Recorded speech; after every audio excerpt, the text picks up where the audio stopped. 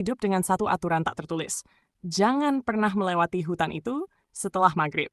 Hutan bambu itu sudah ada sejak puluhan tahun lalu. Batangnya tinggi menjulang, rapat, dan selalu mengeluarkan suara berderit saat angin berhembus.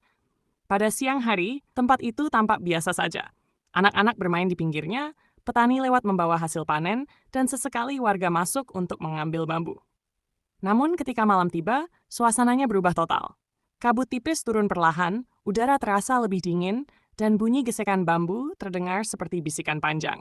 Warga percaya hutan itu bukan tempat yang aman setelah matahari tenggelam. Semua bermula ketika Pak Wiryo kehilangan kambing kesayangannya. Sore itu, kambingnya masih terlihat di kandang. Tapi saat hendak memberi makan, hewan itu sudah menghilang. Jejak kakinya mengarah lurus ke dalam hutan bambu.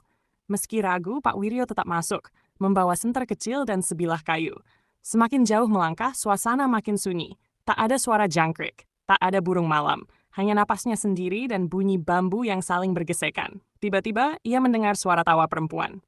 Pelan, tipis, tapi jelas, Pak Wiryo berhenti. Tangannya gemetar saat menyorotkan senter ke depan. Dari balik kabut, terlihat sosok wanita berdiri diam di antara bambu. Rambutnya panjang menutupi wajah. Gaunnya putih, kusam, dan kotor oleh tanah. Yang membuat Pak Wiryo membeku adalah kakinya, tidak menyentuh tanah. Perlahan, sosok itu mengangkat kepala. Rambutnya tersibak, memperlihatkan mata merah menyala dan senyum yang terlalu lebar untuk manusia. Pak Wiryo berteriak dan lari sekuat tenaga.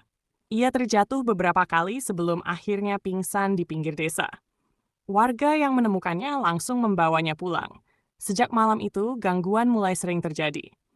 Seorang ibu melihat bayangan putih berdiri di depan rumahnya saat hendak menutup pintu.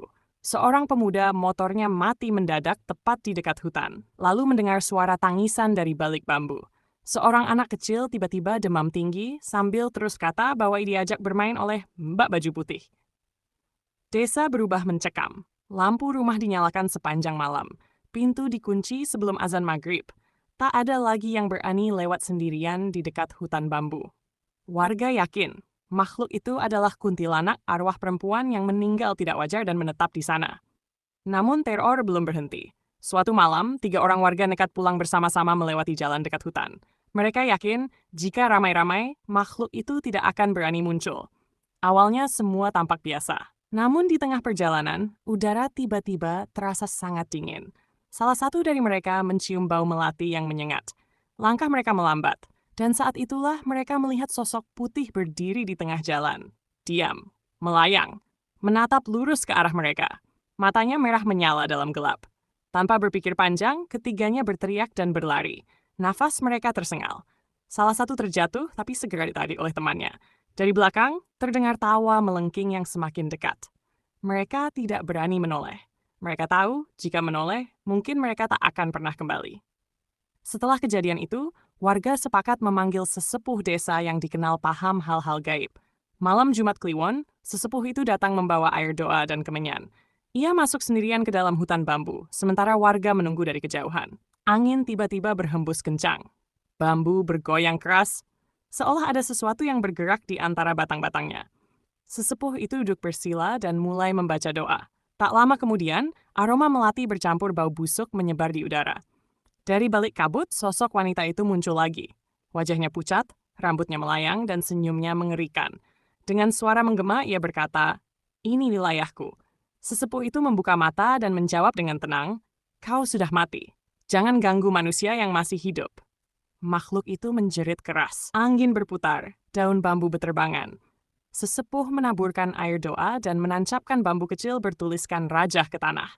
Teriakan panjang terdengar, lalu bayangan putih itu perlahan memudar, terseret masuk ke dalam kegelapan hutan. Sejak malam itu, gangguan memang berkurang. Tak ada lagi penampakan jelas. Tak ada lagi tangisan keras. Namun warga tetap menjaga jarak dari hutan bambu. Mereka percaya makhluk itu tidak benar-benar pergi, hanya bersembunyi. Hingga sekarang, jika malam terlalu sunyi dan angin berdesir di sela bambu, beberapa warga masih mengaku mencium bau melati samar. Dan jika kau suatu hari melewati desa itu saat malam, lalu mendengar tawa pelan dari balik pepohonan, jangan menoleh. Karena bisa jadi dia masih berdiri di sana, mengawasi, menunggu.